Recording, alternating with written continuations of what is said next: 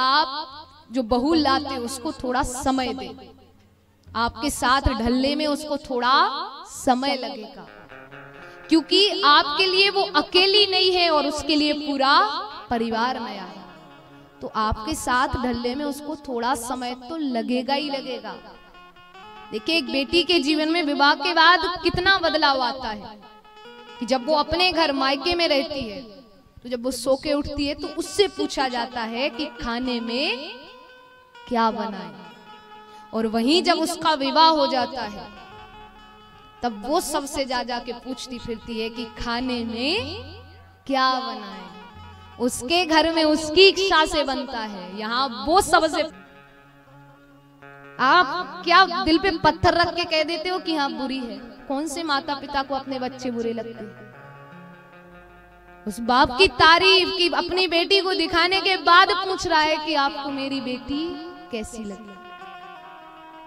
अपने कलेजे का टुकड़ा एक प्रकार से वो आपको दे रहा है, तो उससे जाके पूछिए। एक बाप अपनी बेटी को कभी नहीं जताता कि वो उनसे कितना प्रेम करता है, और एक बेटी जितना अपने पिताजी की चिंता करती है मेरे हिसाब से उतना बेटे नहीं करते। बेटा तब तक ही बेटा रहता है जब तक उसका विवाह नहीं होता है, बेटियां जिंदगी भर रहती है।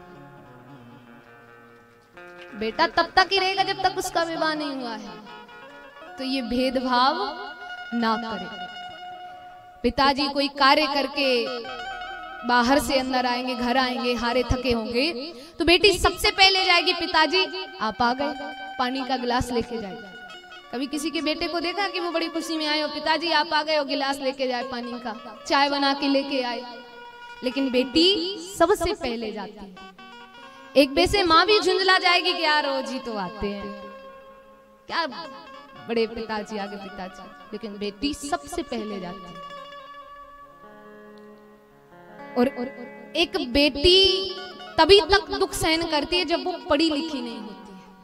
कई माता पिता हमें ऐसे भी मिले हैं जो अपनी बेटी का विवाह कर देते हैं तो कहते हैं हमने तो गंगा नहा ली, हमने तो गंगा नहा ली, विवाह कर लिया। तो केवल विवाह करना ही गंगा नहाना नहीं होता। आप उस बेटी को इतना पढ़ाएं, इतना लिखाएं कि उसको आप उसके पैरों पे खड़ा कर दें। अगर आप अपनी बेटी को उसके पैरों पे खड़े कर देते हो तब कहते हो कि हमने तो गंगा नहा ली, कि एक बेटी को उसके पैरों पे खड़ा करते, तब आप कहोगे कि हाँ हमने गंगा नहाई। केवल अच्छे घर में विवाह करना गंगा नहाना नहीं होता है। तो महाराज उनको पढ़ाएं लिखाएं, क्योंकि वो ससुराल में दुख तभी सहन करेगी जब वो खुद अपने पैरों पे खड़ी नहीं होगी, क्योंकि फिर वो ये सोच लेती है कि रहने देते, यही दुख सहन करते हैं। जब वो अपने पैरों पे खड़ी नहीं होगी, पढ़ी लिखी नहीं होगी, अपने अधिकारों को नहीं जानेगी, तो वो दुख सहन करेगी। और मेरे हिसाब से कोई भी माता पिता नहीं चाहते कि मेरी बेटी दुख सहन करे, तो उनको पढ़ाए लिखाए। ऐसे मत कि कभी भी कुछ भी बोल दे आप। और वैसे ही मैं बहुओं से भी निवेदन करूंगी कि आपके घर में भी आपकी माता आपको डांट देती है या कुछ कह देती है तो घर छोड़ के चले जाते थे क्या? कि नहीं माँ ने डांट दिया अब हम नहीं रहेंगे। तो ससुराल में आए दिन नाटक होते हैं कि इनने हमें डांट दिया, इनने ऐसा कह दिया, वैसा कह दिया, हम नहीं रहेंगे, हम जा रहे हैं। आपकी माता भी डांट देती थी तो आप थोड़ा सुने। आजकल रिश्ते क्यों टूट रहे हैं? क्योंकि सहन शक्ति की कमी भरपूर है। आजकल हर कोई कहता भाई हमसे सहन नहीं होता, तो थोड़ा आप भी सहन करना सीखे। कि आपको वो थोड़े नए माता पिता मिले हैं, उनकी थोड़ी बातें सहन भी करें। और महाराज वैसे ही मैं जो पीछे हमारे जो भाई बंधु बैठे उनसे निवेदन करूंगी कि इन सब का तो ठीक है, सास बहू का तो ठीक है, आप भी बहू जब लाते हो तो कुछ चीजों का ध्यान रखें। कैसे? जैसे अगर सास तेज है तो बहू धीमी लाओ, सास तेज है बहू थोड़ी धीमी लाओ, और सास थोड़ी धीमी है तो बहू तेज लाओ। और तुम कहो कि सास भी तेज और बहू भी तेज, तब तो रोज पटाखा, रोज दिवाली, रोज झगड़ा होगा। तो इन बातों का ध्यान आपको रखना है। वैसे सासू माताओं से भी कहूंगी कि आपकी बहू चाहे काम करे या ना करे, आप उसकी तारीफ करो, जो कि आजकल बिल्कुल भी नहीं करते हैं। आपकी बहू काम करे या ना करे, आप तारीफ करो महाराज, क्योंकि तारीफ करना अत्यंत सुखदायक है। और इतना और हो जाए कि तारीफ करने लग जाओ, फिर देखो टाइम से दूध, जूस, दवाई सब मिलेगा।